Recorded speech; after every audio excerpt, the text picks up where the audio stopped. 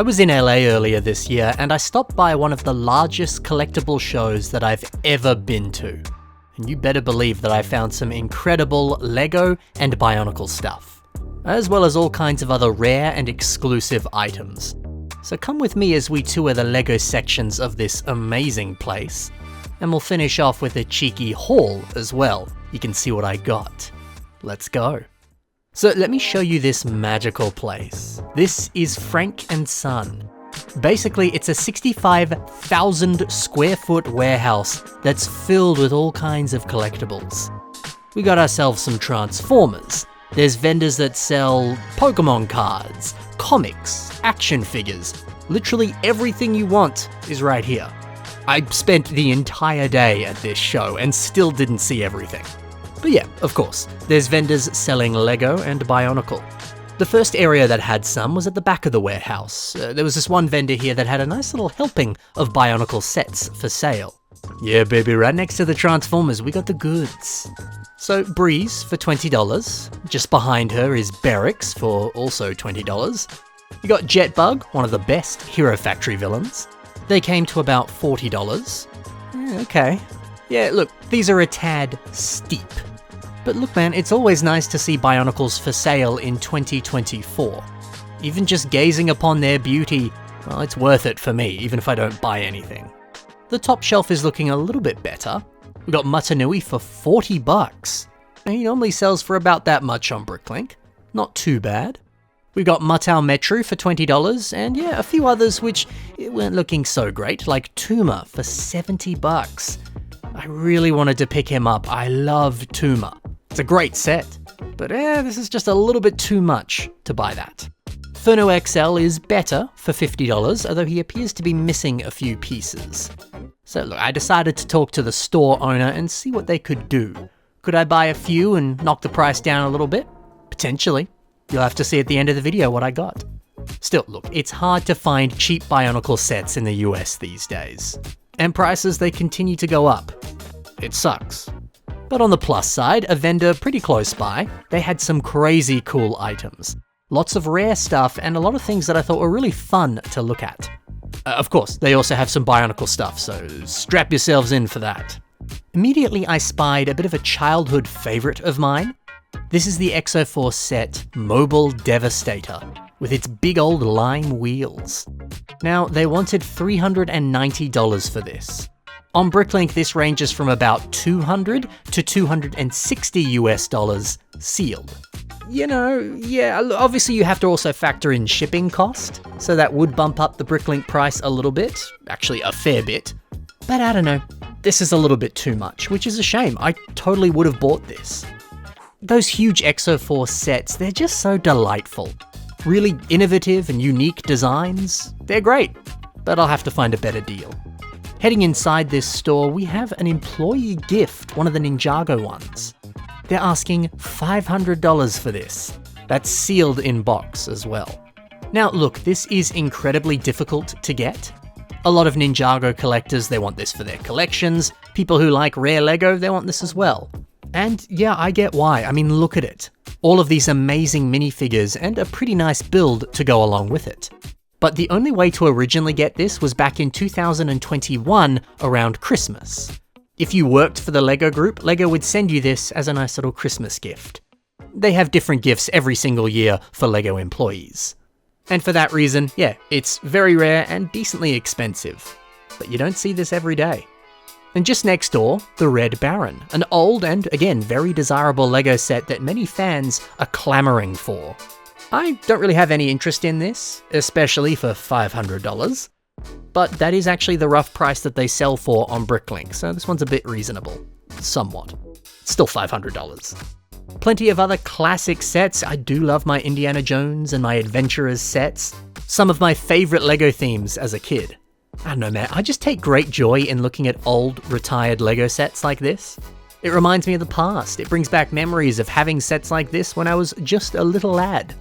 It's great. Although man, I always forget how expensive Lego dinosaurs are these days. Some of these go for crazy money. It's worth checking if you have some in your collection. You might actually be sitting on a small fortune. Speaking of small fortunes, we also had a San Diego Comic-Con minifigure for sale. Now, I mean, Frank & Son, it is based in California, and the shop owner was telling me that they go down every single year to San Diego Comic-Con to get the exclusive LEGO stuff. Man, I'm so jealous. See, that's the trouble with living in Australia. I'm thousands of miles away from San Diego Comic-Con, and I dream of being able to go. It's just a short drive for them. Yeah, I'd love to get my hands on some San Diego Comic-Con figures like this. But, when they're $400 in the packaging and $200 without the packaging, that's some expensive packaging. Yeah, it's not an easy thing to get. But hey, if you're a fan of Arsenal from DC, well, this is the only way to get that character. Comic-Con figures, man. So expensive, but so cool.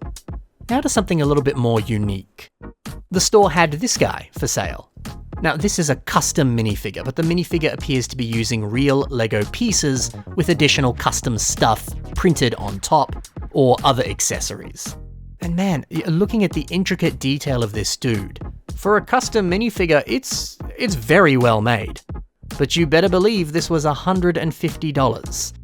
Yikes. So yeah, look, it was nice to browse the shelves and see all the different stuff that they had, but this caught my eye. 2 large-scale minifigures. Now, I believe these are store display pieces that LEGO sends out to stores that sell LEGO. They're used just to promote the brand. Sadly, these weren't for sale, otherwise I probably actually would have picked one of them up. And just below that were 2 brick-built bunnies, which I believe came from the San Diego Legoland. Again, these weren't for sale. But still, they're super cute. And dang, there were so many minifigures for sale here. Here are some of my favorites. You have a very rare figure here that is $400. Oh. This is an exclusive figure that was given out to those who attended a factory tour in Denmark. So yeah, like the little yellow paper says, you had to pay for the tour, and this was given to you during that exact tour. So yeah, this isn't easy to find, especially in the United States, because you have to be in Denmark to get this. That being said, I got a bit of a funny story with this figure. I'll share it later in the video, so stay tuned. We got ourselves a couple spacemen. The green ones are $50 now. You see, a lot of people are slowly trying to collect every single color of Spaceman, and to do so isn't a cheap process. The green ones are actually exclusive to this old LEGO Ideas Exosuit set, which is also an expensive set if you want to buy it today. I think these minifigures are actually worth more than the set retailed for. Crazy. A few different Star Wars figures for sale as well. Star Wars is always going to have a hefty price tag. Everyone loves their Star Wars. I'm very glad I bought these figures when they were available to buy in their original sets. Some of the aftermarket prices for these figures, it's ridiculous. They also had a LEGO Masters Walmart exclusive set. See, here's something that you could not get in Australia because, well, we don't have Walmart. $25 is actually kind of decent, but I don't know, I've never really watched LEGO Masters before, it's not really my thing. So I guess this set isn't for me. But what is for me are these HO scale cars. Back in the day when LEGO used to make small plastic kind of Hot Wheels style cars for their early LEGO sets. I would have loved to have picked this up, but again, it wasn't for sale. Still, it's like a museum seeing some of this old stuff, it's fun. A few more Comic-Con exclusive LEGO items. That Be Kind and Rewind Blockbuster minifigure. It's one of the more recent Comic-Con exclusives. I haven't actually seen one of those before in person, so that's cool. And then they also have LEGO Chocolate. That's something I'm certainly not bringing back to Australia because it's probably going to melt on the plane ride back. Still, that's interesting, isn't it? And finally, time for some Bionicles. We got Maxilos and Spinax for $100. Well, the average price of him is about the same on Bricklink, so that's not too bad. Axon for $100, you can get him a little bit cheaper online. Still, I do like this set.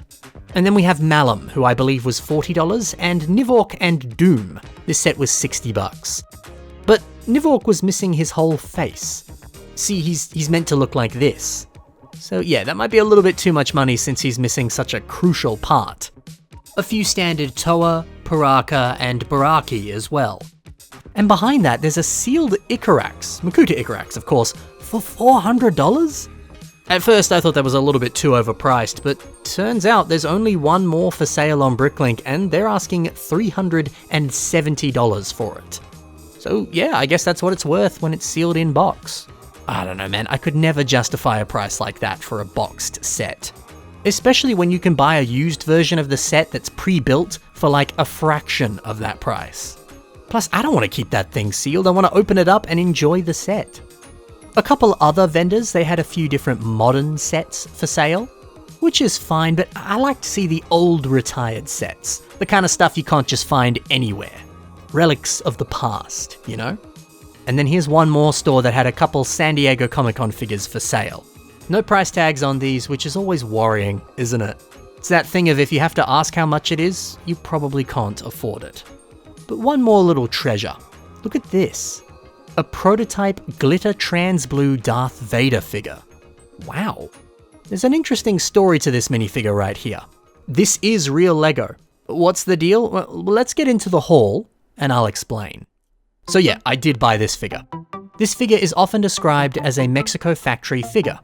And like essentially the kind of confirmed rumor for this is that certain workers at the Mexico Lego factory, they'll secretly produce these minifigures in every single Lego color imaginable. And then they sell them on the aftermarket. So yeah, these are made by Lego. In that sense, they are Lego minifigures. But you can't get them in sets. They weren't officially produced by Lego. It's just the result of some Lego employees doing some stuff that they really shouldn't be doing. Yeah, this is like an unofficial, genuine Lego figure, if that makes sense. So yeah, it's possible to get, I don't know, clone troopers, Darth Vader, you can get them in a full rainbow of colors. Translucent ones, solid color ones. I've seen these sell for like $80 to $100 in more modern times. So to get one for $60 isn't too bad. Plus, hey, this could work well for a hologram of Darth Vader. You could use it in a mock, and it would look good. So I was happy to pick this one up. Now, I mentioned this HMV Factory Tour minifigure. They wanted $400 for this. Funnily enough though, I actually bought this figure a few weeks before I was in LA when I was in Denmark. I paid, I believe, $80 for it. Look, that's still a lot for a minifigure, but this is a very rare, very hard to find minifigure. And I feel like $80 is a more reasonable price, more so than $400. See, that's the crazy thing. In the US, it's certainly worth a lot more because it's harder to get, but in Denmark, where you find this minifigure, it's a lot cheaper. Sometimes it really does depend where you are in the world. You'll find cheaper Lego that way. Or you'll find more expensive Lego. It just depends. Now, some of those Bionicle sets that were for sale earlier in the video, I ended up doing a bit of a deal with the shop owner. So I got them for a much more reasonable price. I got Furno XL along with Jetbug, and then I also got a set that he hadn't put out yet. I got Evo's XL Machine. Sometimes kind of bundling stuff together like this, it's a good way to go. You can get things for a much more reasonable price that way. Now yeah, there were a few pieces missing, but I already had those pieces in my collection, so it just kind of sweetened the deal. And that's that. So yeah, a bit of a smaller haul in this video, but still, I managed to find some nice treasures and I got some pretty good deals. Sometimes you really gotta hunt your way through overpriced stuff to get the goods. I love collectible shows like this. It's so much fun to just look at all these rarities and oddities all in one place. I'd love to go back to Frank & Sons. So cool. Hopefully you also get some joy out of looking at all these interesting and rare Lego pieces. Thanks for watching guys, happy building, and bye for now.